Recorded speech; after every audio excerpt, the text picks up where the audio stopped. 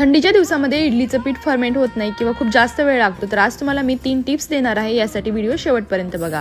इडलीसाठी आपल्याला 3 वाटी तांदूळ आणि 1 वाटी उडदाची डाळ स्वच्छ धुवून 7 ते 8 तास भिजत घालायची आहे। इडलीसाठी नेहमी जुना तांदूळ वापरायचा। भिजवताना यामध्ये चमचाभर मेथीचे दाणे टाकायला विसरू नका, याने इडलीला छान चव येते आणि फर्मेंटेशनसाठी सुद्धा खूप हेल्प होते।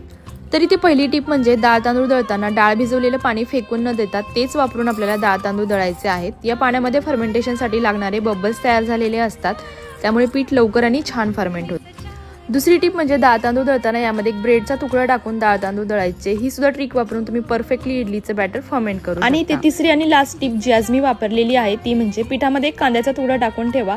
दुसऱ्या दिवशी 7 ते 8 तासानंतर तुम्ही बघू शकता पीठ मस्त फर्मेंट झालेलं आहे। या तिन्हीपैकी कोणती एक ट्रिक तुम्ही एका वेळी वापरू शकता। कितीही थंडी पडली तरी पीठ 100% फर्मेंट होणार। पीठ छान फर्मेंट झाले की इडली सुद्धा मऊ लुसलुशीत होते। तुम्ही सुद्धा या टिप नक्की वापरून बघा आणि